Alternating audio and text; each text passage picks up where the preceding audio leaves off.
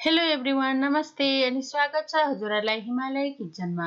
र आज पनि फेरि म त्यस्तै अर्को मिठो खानाको रेसिपी लिएर आएको छु र आज म बनाउँदैछु चिकन चिली।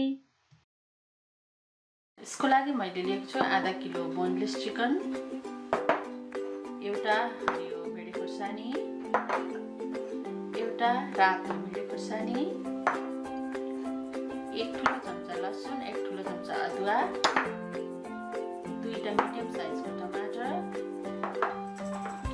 एउटा ठुलो प्याज ठुलो चाना पारेर काटेको,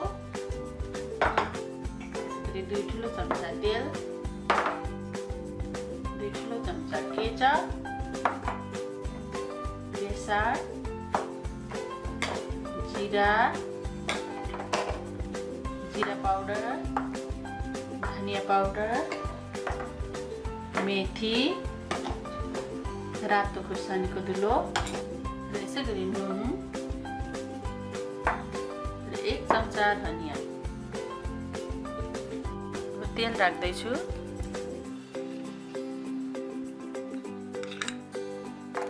तेल पनि राम्ररी तात्यो। अब सानो चम्चाको आधा चम्चा मेथी राखौँ र सानो चम्चाको आधा चम्चा जिरा,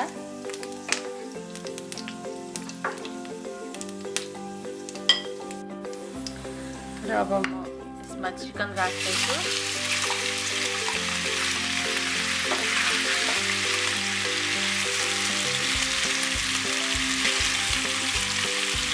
र यसमा अलिकति नुन राखेर यसलाई म केही बेर यसरी फ्राई गर्नेछु। अब यसलाई यसरी नै चलाउँदै रातो रातो हुने गरी 10 मिनट जति फ्राई गरौँ।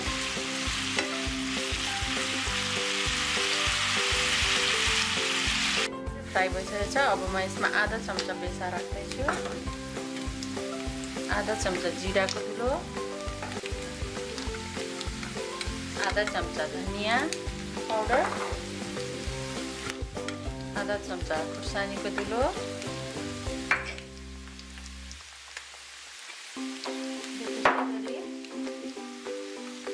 काटेर राखेको लसुन, मसिनो टुक्रा पारेर काटेको अदुवा,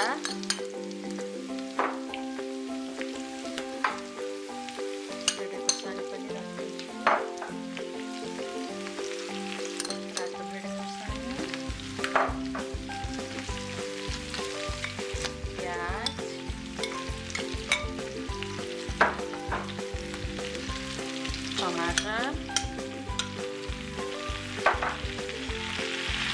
माथिबाट म केचप राख्दैछु,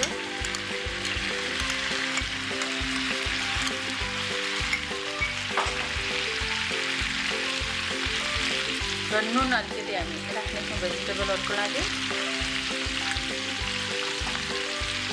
अब यो सबै कुराहरूलाई राम्ररी मिक्स गरौँ।